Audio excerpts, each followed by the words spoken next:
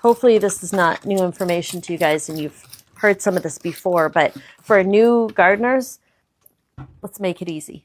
We've got a seed starting system here. What this is just a giant Tupperware set inside the rack. See this? I cut out that center and this container sits perfectly in here. And then I dump my soil in here and do all my seed prep. It contains it because this is in my basement. It's not hard starting seeds. You need a quality soil. I like the organic Coast of Maine soil because I'm not mixing soils, honestly. I want to dump it in, I want to wet it. You put it in your trays and you seed.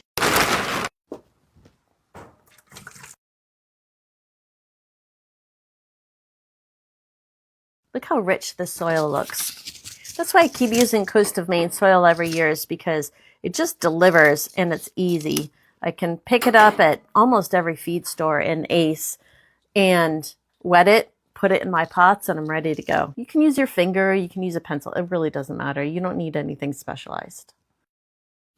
Look how tiny these are.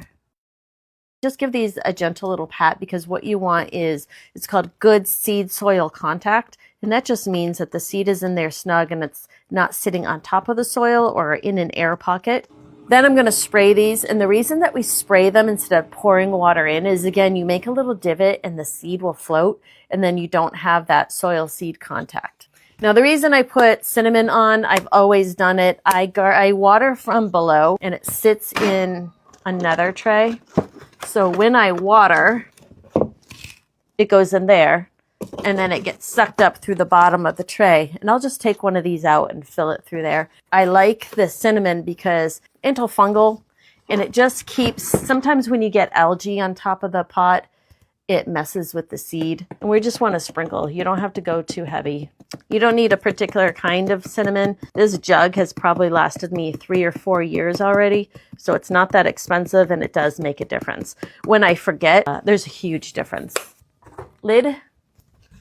And I'm going to close up these holes for now because I want the moisture to stay in there. And then I'm going to put it on my warming rack. I've got the lid on there. Those are closed.